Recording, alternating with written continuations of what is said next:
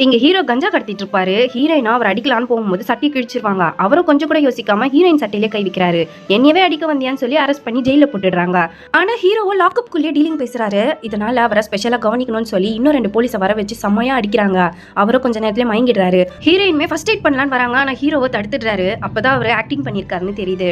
இப்ப ஹீரோவுமே அவங்க மாமா வந்து ஜாமீன்ல கூட்டிட்டு போயிடுறாரு. ஹீரோயின் ஒரு கைதி கிட்ட இருந்து 10 கிலோ கஞ்சா சீஸ் பண்ணிருப்பாங்க. ஆனா கோர்ட்ல ப்ரொடியூஸ் பண்றதுக்கு முன்னாடி தொலைச்சிடுறாங்க. இப்ப பெரிய ஆபீசர் கிட்ட இருந்து இந்த விஷயத்தையும் மறைச்சிடுறாங்க. நாளைக்கு கோர்ட்ல 10 கிலோ கஞ்சாவை ப்ரொடியூஸ் பண்ணணும். அதனால என்ன பண்றதுன்னு யோசிக்கும் போது கான்ஸ்டபிள் தான் ஹீரோ கிட்ட வாங்கிக்கலாம்னு சொல்றாரு. ஹீரோயினும் ஹீரோ கிட்ட 10 கிலோ கஞ்சா வேணும்னு கேக்குறாங்க. ஆனா அவரும் மாமா கிட்ட கேட்டுட்டு தான் கொடுக்க முடியும்னு சொல்லி கேட்க போறாரு. ஆனா திருவிழா டைம்ன்றதால மாமா ரொம்பவே பிஸியா இருக்காரு. இவரால கேட்க முடியல. இப்ப ஹீரோமே ஹீரோயின் கிட்ட நீங்க கேக்குறது வேணும்னா நான் சொல்ற மாதிரி செய்யுங்கன்னு சொல்லி புடவையை கட்டிட்டு வாங்க, அப்பதான் நான் தருவேன்னு சொல்றாரு. இவங்களுமே அவர் சொன்ன மாதிரி சாரி எல்லாம் கட்டிட்டு வராங்க. ஹீரோ கிட்டயும் நல்லா பேசுறாங்க. 2 பேரும் அன்னைக்கு ஃபுல்லா ஒன்னா சுத்துறாங்க. அடுத்த நாள் நான் சொல்ற இடத்துக்கு வாங்கன்னு சொல்லி ஹீரோவும் கூப்பிடுறாரு. இவங்களும் கான்ஸ்டபிள் போறாங்க. அவருமே கஞ்சாவை எடுத்துட்டு வராரு.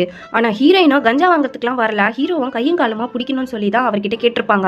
இப்போ அவரையுமே அரெஸ்ட் பண்ணிடுறாங்க. அந்த 10 கிலோ கஞ்சா காணன் ஹீரோயின் போய் தான் சொல்லியிருப்பாங்க. இது பெரிய ஆஃபீஸருக்கு தெரியும். ஆக்சுவலா பெரிய ஆஃபீஸர் ஹீரோவை என்கவுண்டர் பண்றதுக்கு தான் இந்த பிளானே போட்டிருப்பாரு. ஹீரோயின் ஸ்டேஷன்ல இல்லாத டைம்ல சாவி எடுத்துட்டு வந்து ஹீரோ கிட்ட கொடுத்து தப்பிச்சு போக சொல்றாங்க. வெளியே அவர் வரும்போது என்கவுண்டர் பண்றதுக்கு போலீஸும் ரெடியா இருக்காங்க.